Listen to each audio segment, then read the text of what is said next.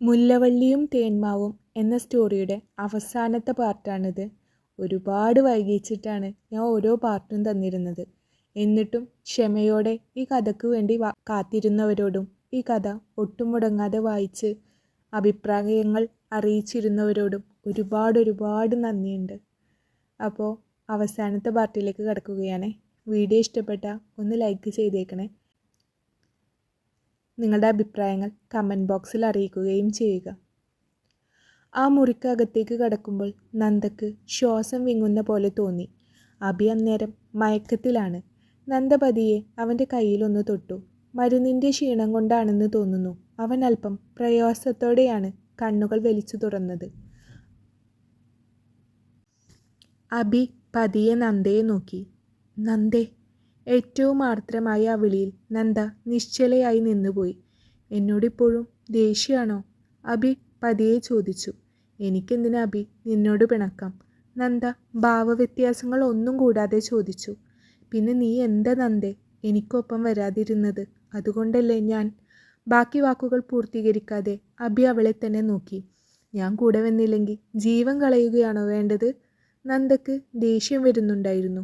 അത് അഭിയെ ഓർത്തല്ല, സ്വയം ഓർത്ത് മാത്രമാണ്. അഭി അങ്ങനെ വല്ല അബദ്ധവും കാണിച്ചിരുന്നുവെങ്കിൽ ഒരിക്കലും ഈ ജന്മത്തിൽ തനിക്ക് ഒരു സ്വസ്ഥത കിട്ടില്ലായിരുന്നു എന്ന് ഓർത്തുപോയി നന്ദ. അതെ, ജീവിതത്തിൽ ആദ്യമായി നന്ദ തന്നെപ്പറ്റി മാത്രം ചിന്തിച്ചിരിക്കുന്നു. തൻ്റെ ഇമോഷൻസിന് മറ്റെന്തിനേക്കാളും മൂല്യം കൊടുത്തു തുടങ്ങിയിരിക്കുന്നു. അഭി അവളുടെ കയ്യിൽ പതിയെ പിടിച്ചു. നന്ദ അവൻ്റെ മുഖത്തേക്ക് തന്നെ ഉറ്റുനോക്കി. എനിക്കൊരു ചാൻസ് കൂടെ തന്നോടെ നന്ദേ? ദയനീയമായി അവൻ ചോദിച്ചുപോയി. പറ്റില്ല അഭി. നന്ദ ഒട്ടും ചിന്തിക്കാതെ മറുപടി നൽകി. കാരണം? അവൻ്റെ നെറ്റി ചുളിഞ്ഞു. നന്ദ ഒന്നും മിണ്ടിയില്ല. പുറത്തു നിൽക്കുന്ന ഡേവിഡാണോ നിന്റെ കാരണം? അഭി എടുത്തു ചോദിച്ചു. അതേ എന്ന് തന്നെ കൂട്ടിക്കോ, നന്ദ മറുപടി പറഞ്ഞു.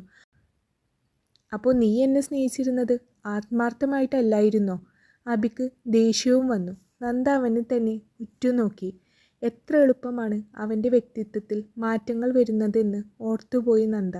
എനിക്ക് അഭിയോട് ഇഷ്ടമുണ്ടായിരുന്നത് സത്യം തന്നെയാണ്. പക്ഷേ അഭി എനിക്ക് അത് തിരികെ തരാൻ തയ്യാറായില്ലല്ലോ.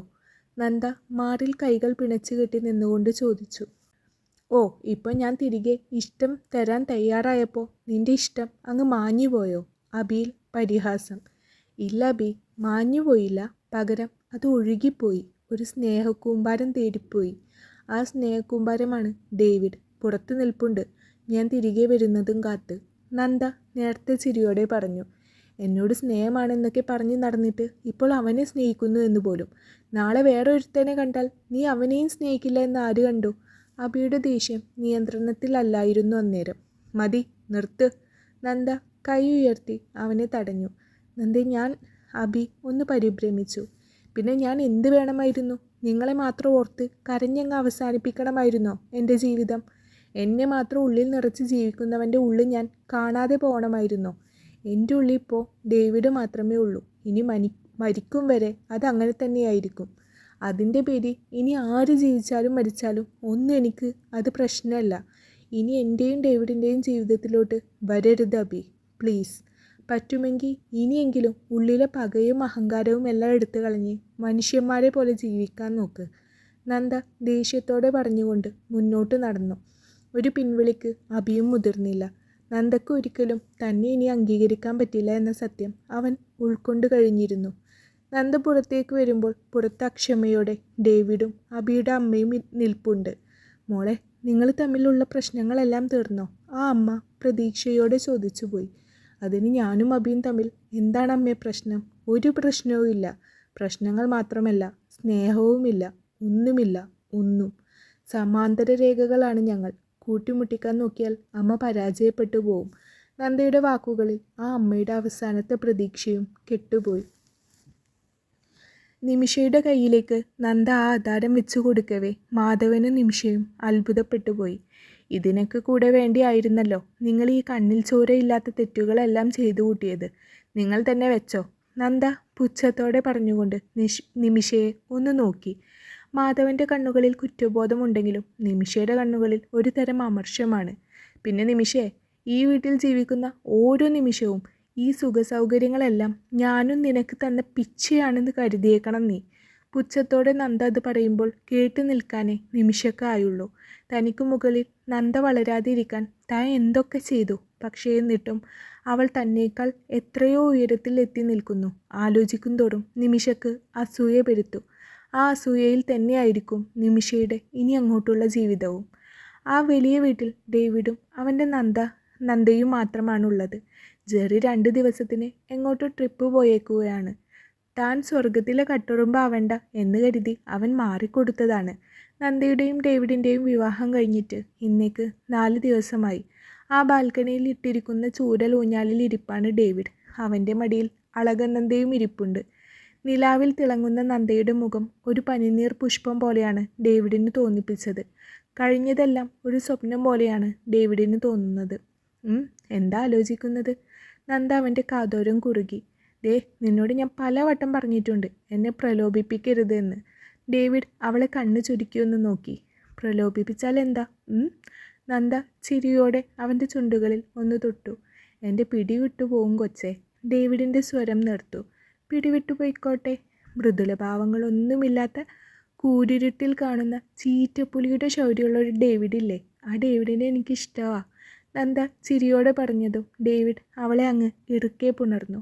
എപ്പോഴും ശാന്തമായ മുഖത്ത് വന്യത നിറയുന്നതും, എപ്പോഴും പതുങ്ങി സംസാരിക്കുന്നവൻ മുരളുന്നതും, എപ്പോഴും കെഞ്ചുന്നവൻ ആജ്ഞാപിക്കുന്നതും അവളെ ഉന്മാദിയാക്കി. ഏറ്റവും ഒടുവിൽ അളകനന്ദ എന്ന തെളിഞ്ഞ അരുവി ഡേവിഡ് എന്ന നീലസമുദ്രത്തിലേക്ക് ചേർന്നലിയുമ്പോൾ അവളുടെ കണ്ണുകൾ ചുടുകണ്ണീർ പൊഴിച്ചുകൊണ്ടിരുന്നു. നന്ദക്ക് അത്ഭുതമാവുകയായിരുന്നു ഓരോ നിമിഷവും. ഡേവിഡ് കിട്ടുന്ന ഓരോ അവസരങ്ങളിലും അവൻ കാണിക്കുന്ന പ്രവർത്തികൾക്ക് നന്ദക്ക് മനസ്സിലാവുന്നുണ്ടായിരുന്നു ഡേവിഡ് എത്രമാത്രം തന്നെ കൊതിച്ചിരുന്നു എന്നത്. ഓരോ വട്ടവും അവൾക്ക് മുന്നിൽ അവന് പല വേഷങ്ങളായിരുന്നു. വാത്സല്യവും സ്നേഹവും കൊണ്ട് വീർപ്പ് മുട്ടിക്കുമ്പോൾ ഒരച്ഛൻ കുഞ്ഞിനെ നോക്കുന്ന അത്രയും സ്നേഹം അവൾക്ക് അവനിൽ നിന്നും അനുഭവിച്ചറിയാമായിരുന്നു. രാത്രിയുടെ 2ാം യാമങ്ങളിൽ അവൻ കാമം പടർത്തുന്ന വെറും കാമുകൻ മാത്രമായിരുന്നു അവൾക്ക്. പാതിയുടെ നേട്ടങ്ങളിൽ അവളേക്കാൾ സന്തോഷിക്കുന്ന ഒരു നല്ല ഭർത്താവായിരുന്നു അവൻ. ചില നേരങ്ങളിൽ അവളുടെ മുന്നിൽ നിന്നും കെഞ്ചുന്നവൻ അവളുടെ സ്നേഹത്തിനു വേണ്ടി ഒരു യാചകൻ മാത്രമായി മാറിക്കൊണ്ടിരുന്നു. ഓരോ വട്ടവും അവളുടെ ഉള്ളം ചോദിച്ചുകൊണ്ടിരുന്നു, ഡേവിഡിനെ പോലെ ഒരുവനെ കിട്ടാൻ താൻ എന്തു പുണ്യമാണ് ചെയ്തതെന്ന്. ജീവിതകാലം മുഴുവൻ അളകനന്ദയുടെ ഉള്ളിൽ ആ ഒരൊറ്റ ചോദ്യം മായാതെ അങ്ങനെ തന്നെ കിടക്കും. അത്രമാത്രം ഡേവിഡ് തൻ്റെ നന്ദയെ സ്നേഹിക്കുന്നുണ്ട്. അവസാനിച്ചു. സൂര്യകാന്തി. നിങ്ങളുടെ അഭിപ്രായങ്ങൾ കമൻറ്റ് ബോക്സിൽ അറിയിക്കുക. അതേപോലെ വീഡിയോ ഇഷ്ടപ്പെട്ടിട്ടുണ്ടെങ്കിൽ വീഡിയോ ഒന്ന് ലൈക്ക് ചെയ്തേക്കണേ. Thank you.